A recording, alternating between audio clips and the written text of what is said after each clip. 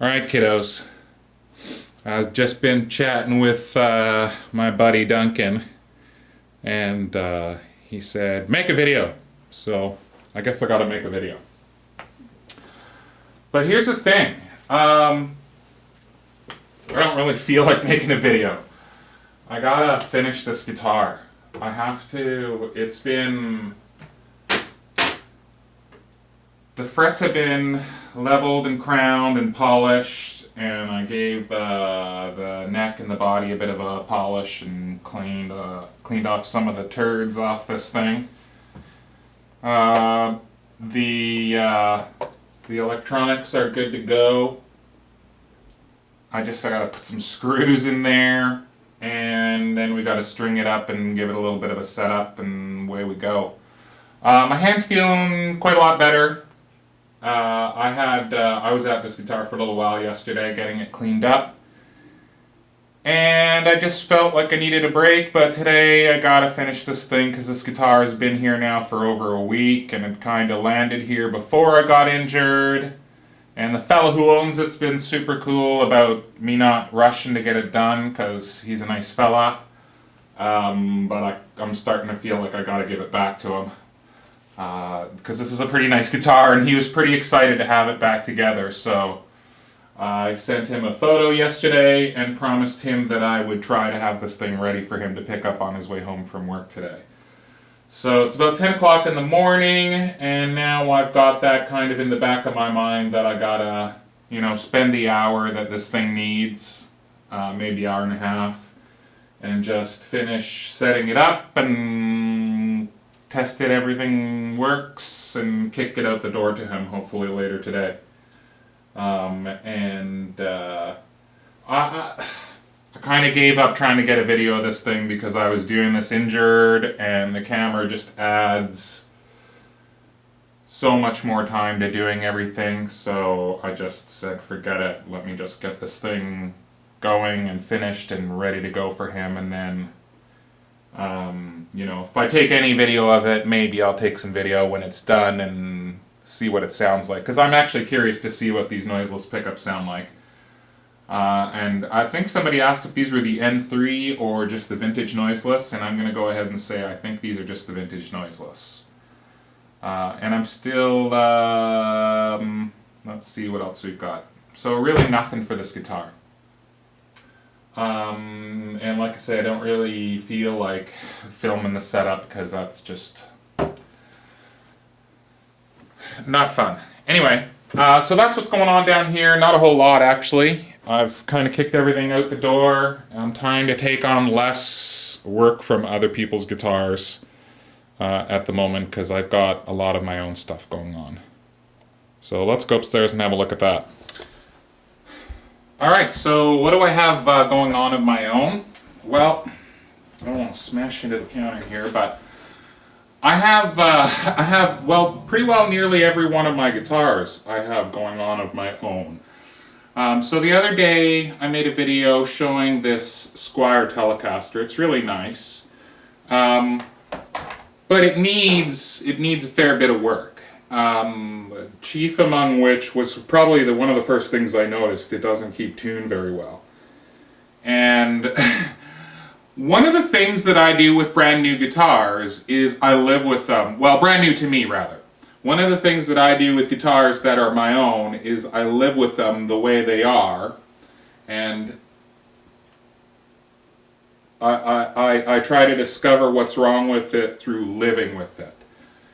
And the difference between just taking a guitar down to your bench and just starting to poke at it and take it apart and see if you can discover what's wrong with it that way, and or living with it for a week or 2 weeks and playing it and discovering what's wrong with it that way, I find are two totally different things.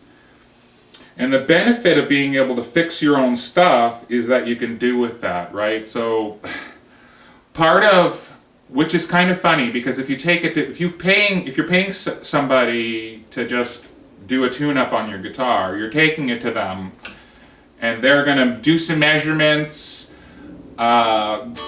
few simple tests, make sure your electronics works. They're going to charge you your money and they're going to kick it out the door to you. But ironically, when you bring your guitar to me for free, I treat it as though it's my own. So people who I've done work for know that I keep your guitar for a week or sometimes more. But when you get it back, it's because I've played it for a few days. I spent a few days playing it. Even though you've told me what you think's wrong with it, and I probably have sat down with you and tried to make an assessment with you while you when you dropped it off, I still then take that guitar and I actually play it for a few days. So I actually spend some time, a few hours with it, just playing it, bending it, treating it as though it were my own guitar. And I find, first of all, that I discover quite a lot more than people will offer up.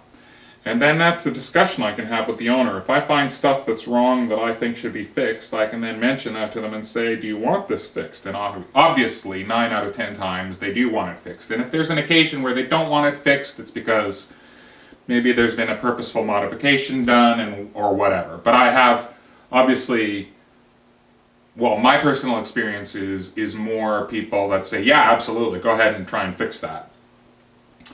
So anyway, just to get back to my own guitars here, the thing that, one of the really good things about being able to fix my own guitars and all this, past couple of years of trying to learn to fix guitars, my guitars, other people's guitars, has always been so that if and when my guitars need work or need to be repaired or need to be set up, that I can do it myself, that I'm not having to go through the frustration of dropping something off and then getting it back and not being quite satisfied with it. Because when you pay, any amount of money for something, I don't know, call me old or old-fashioned or what have you, but I expect a level of service that I just don't find exists these days. And I guess maybe that makes me old.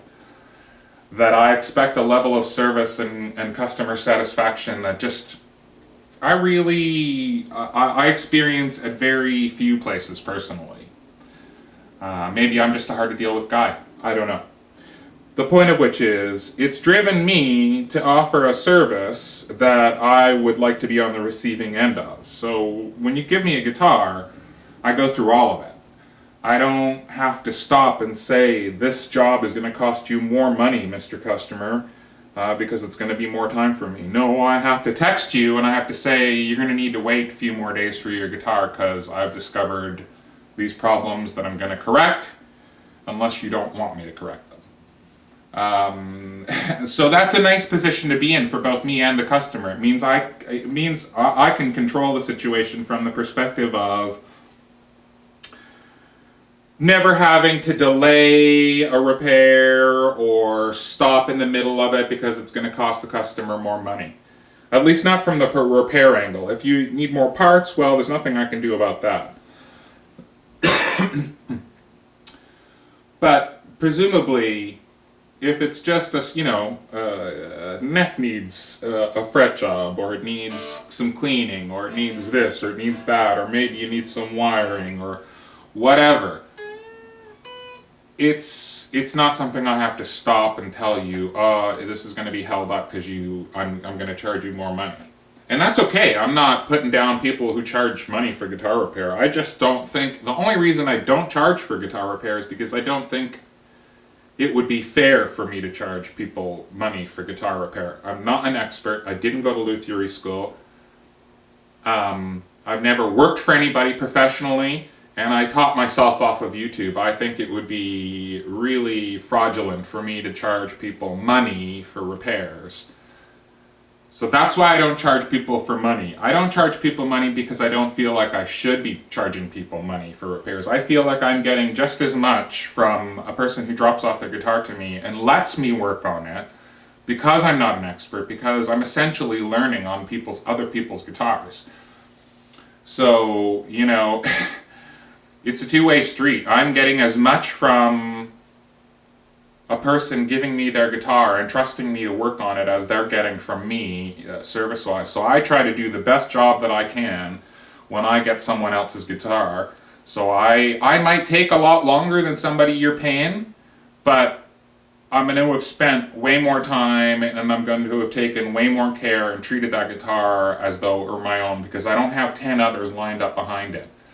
I'm not trying to kick it out at a certain time. I'm not worried about the fact that you might have to pay me more money. This is just a unique situation for me to be able to show other people's guitars on YouTube. So I'm not trying to put paid luthiers out of work. I don't think there's any danger that a guy like me is going to put paid luthiers out of work. So we need not worry about that.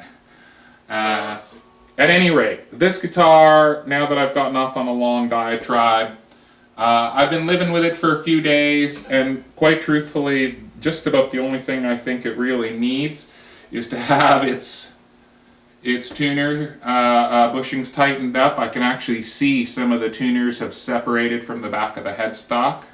Actually, maybe I'll just show you that. You can actually see there, hopefully, that it's separated. So it just needs to be tightened up. Now you're probably asking yourself already, why haven't you just tightened that up? Well, that's the other reality of running this stupid YouTube channel. Well, it's not a stupid YouTube channel. I love doing this, and I love that I've got so many subscribers now, and that this is pretty well all I think about doing is guitars on this YouTube channel. So I really appreciate that. Anyway, here's what the reality of this has become for me. I have now guitars that sit in various states of repair that I can't personally play because I want to play them, but then in the back of my mind I'm thinking, oh, I gotta show that repair on my channel. I have to. It's the reason I haven't attacked either one of my new Squires. It's the reason I haven't even changed the strings on the red 60th anniversary Telecaster.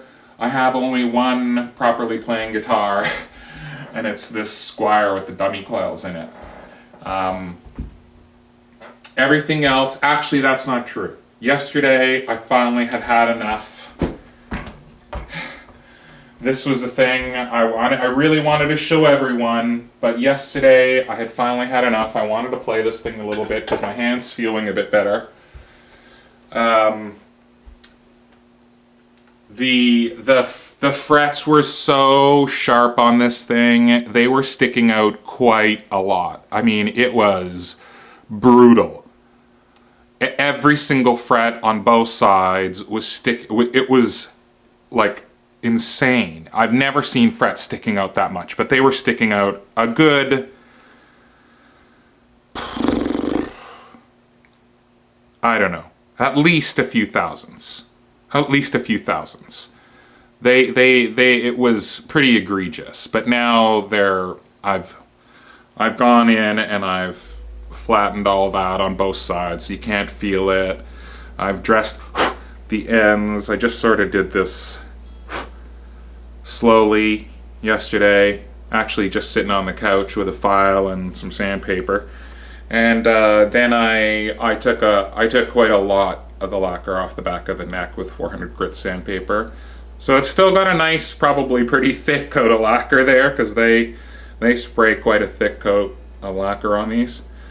But I took a lot off the back to make it nice and satiny and smooth to play. Because this is a really nice guitar. I like playing it, and I was getting tired of the way it was playing, so it was starting to annoy me. And I've been wanting to show that on camera, what was wrong with this guitar and how I was going to fix it. Because I've done it to tons of guitars, but this one happened to be particularly egregious. But it's so good to play and sounds so fun. I couldn't stand to have it the way that it was anymore, because there's really nothing else wrong with this guitar. It plays superbly. I haven't even really taken, well, not really, I haven't taken the strings off of it.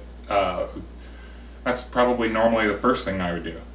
But yeah, it just needs a string up, a clean up now, but other than that, it plays superbly now. It sounds fantastic. This guitar needs nothing. It doesn't need anything. It's superb. I've done the only slight modifications that I needed to do to make it playable for me, which was ease the lacquer on the back of the neck, take some of the shine off of it, and make it more satin. And then I'll probably polish up these frets a bit, but they feel really good.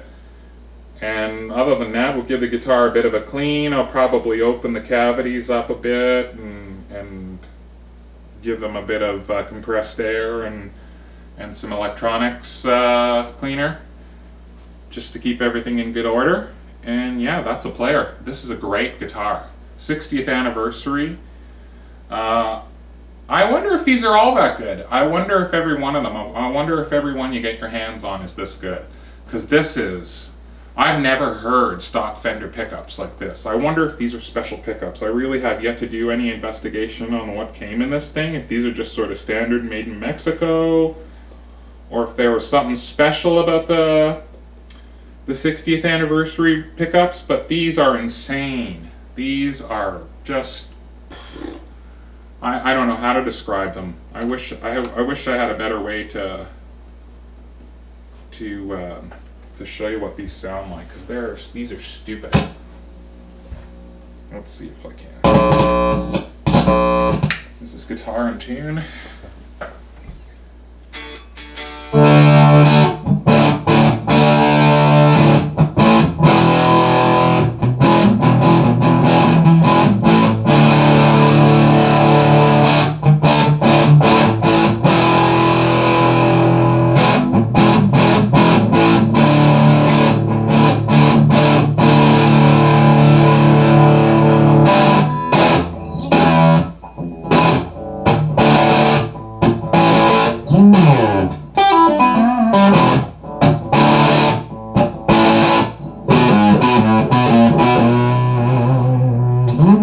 Oh, that hurt. Oh, okay, that was too soon for that.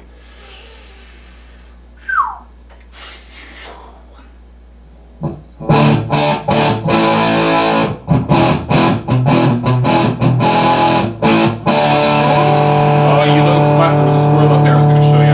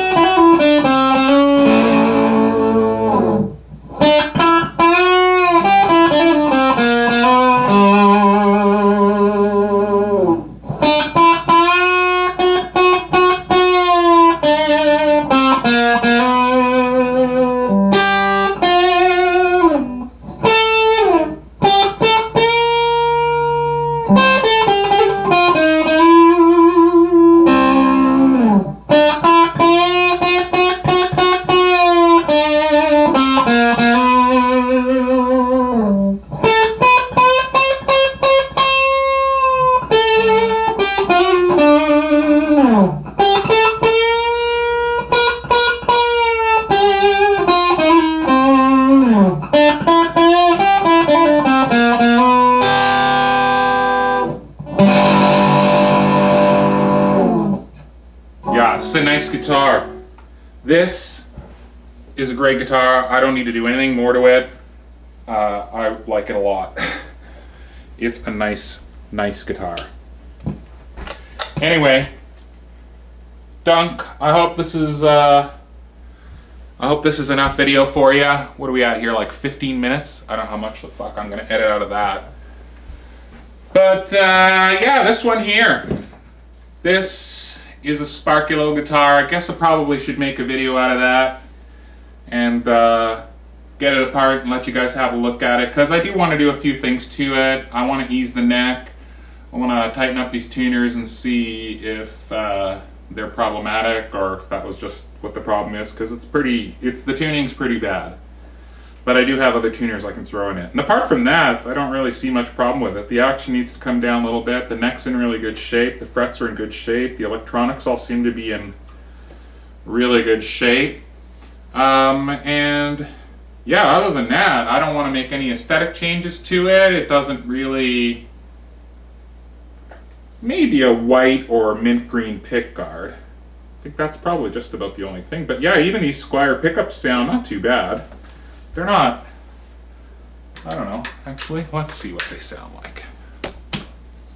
Let's see what these bastards sound like. Let's turn this into the stupid, long...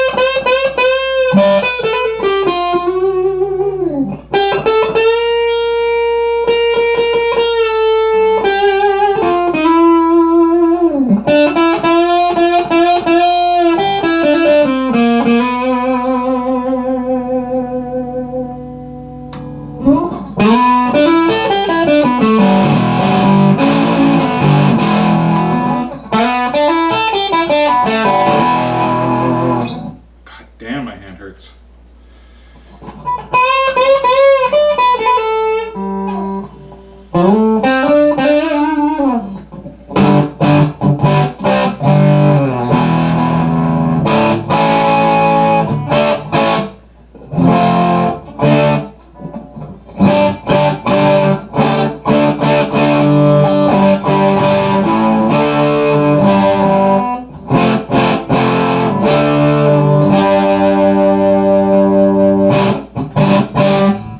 Get a clean signal out of this thing.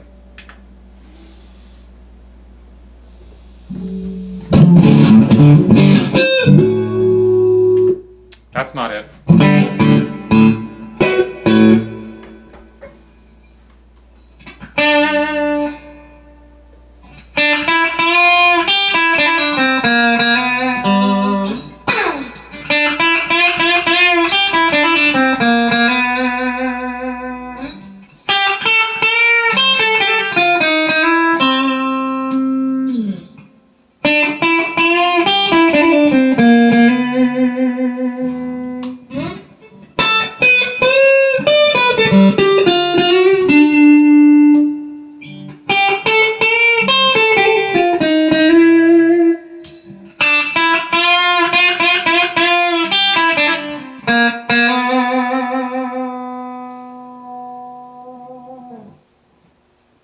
Quacks like a duck. It's a nice guitar, that. I'm really pleased with it. The more I play with it, the more I like it. It sounds great clean. The overdrive, but it sounds great clean. Yeah, I could see myself playing this guitar probably mostly clean. And it's so gorgeous. It's just so gorgeous to look at. You know what? If I didn't change a thing about it, not even this pickguard, I'd be okay with it just the way it is. I'm starting to kind of come full circle with the modifications. I sort of went a bit overboard with them for a while, and now I'm kind of starting to come back the other side of sort of more simple, tasteful, subtle changes instead of really crazy off-the-wall shit. But you gotta try that stuff, right? I mean, you gotta kind of go a little crazy and then rein things in and see how little you can do to something and still make it awesome. So yeah, I have definitely a few probably subtle things that I'd like to do to this. But apart from that, I mean, wow, what a nice little player. And even if you had to go and buy that brand new $229, that's outstanding value. Really, just needs a good setup. The pickups, for my taste, those are great. I find generally that these Squier pickups, these stock Squier pickups, tend to sound like slightly lesser versions of the American thing. Half a dozen of 1/6 of the other for me, really, and I find that you can sort of compensate for a lot of that with your amplifier. Maybe that's why I've been through probably 20 amplifiers in the last 2 years. Anyway, that really is it for this video, so hopefully this satisfies your need for a new video, Duncan. And everyone else, have a good-ass day! Whoa, whoa, whoa, fuck! It's Phil Friday!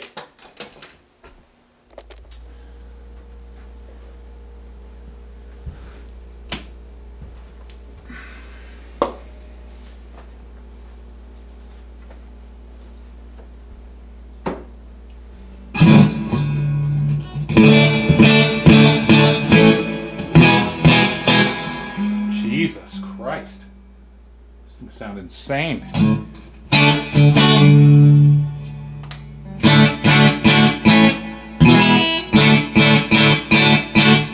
Alright, so this black guitar with no trem is done.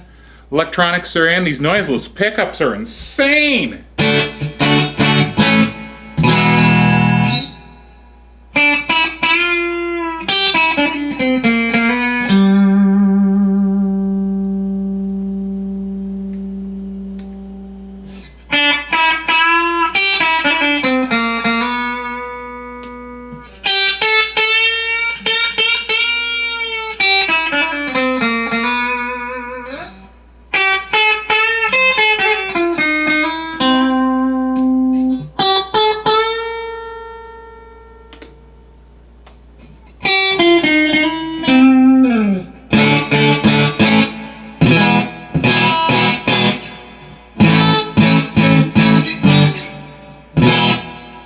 Jesus, she's got some bark, this one.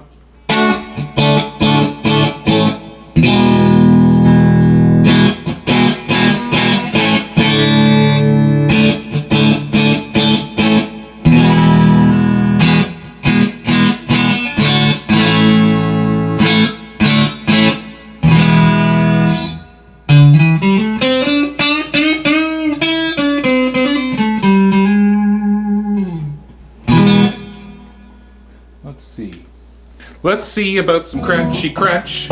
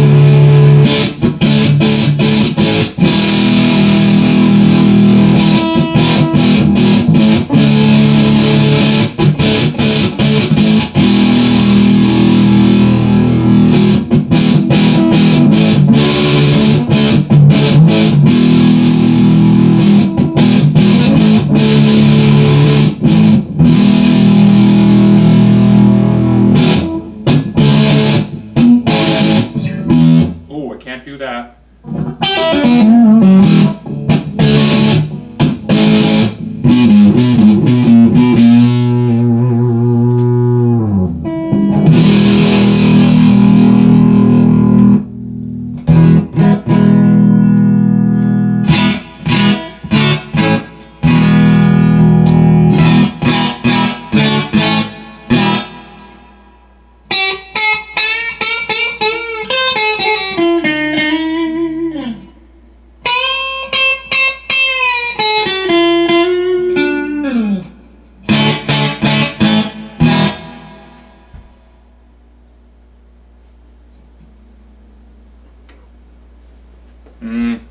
I don't like them.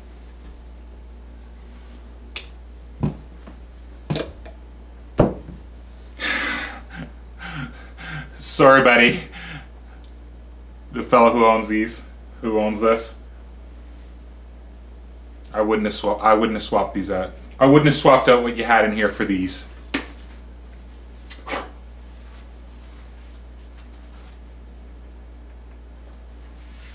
But I guess if that's your sound, they work well. They're quiet. They got quite a lot of bark. They're pretty high output, these noiseless pickups, but not my preference. I'd rather have just a full-on humbucker, I guess. And I'm not really sure what this little switch is all about, but whatever. It's a cool guitar. It's a cool-ass guitar. This is a cool-looking guitar. And certainly if you put that up for sale the way it is right now, it'll sell instantly because it's really unique and it looks great. But I'm not in love with those pickups. They wouldn't be my first choice. That's the other great thing about doing this channel. I get to see a lot of other people make mistakes that I don't have to make. Also, that's some gangster ass bullshit. These fucking Dean Markley strings, they're all looped together. Fuck you.